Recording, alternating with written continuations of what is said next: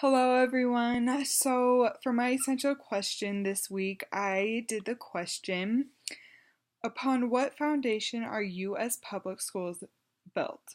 And with that, I came up with three other questions. How has the curriculum evolved, better or worse? What is the foundation of the public school? How can we create how can we make sure, that we are following the foundation that has been set? Um, with that, I got like a few different responses. I feel like those questions were a little bit hard, and they were a little bit hard for me to find through my own research as well. But as I was doing my own research, I kind of came to the conclusion of a lot of these are things that you have to like decide for yourself. The question that I'm going to focus a little bit more on is how um, has the curriculum evolved for better or worse? And I feel like this is really a question that is more like what you believe. Um, I found, as I was researching, I found a website called Curriculum Past, Present, and Future. And it just has different things that are talked about and what we could look forward to. And so I kind of compared it to the past and the present as of right now. Um, and I feel like we have evolved. It's up to you to decide though if it's for better or worse. In the present, it was a little bit more along the lines of um, lecture questioning. You would introduce and then you do a little development, drill it, and then there'd be a summary.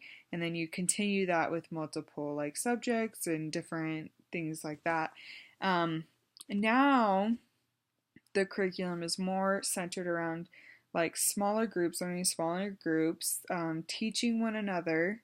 There's not as much memorizing. There is still memorizing, that is a big part, but a lot of teachers are focusing a little bit more on, are we fully understanding what we're learning? Are we understanding the concepts and not just memorizing for a test?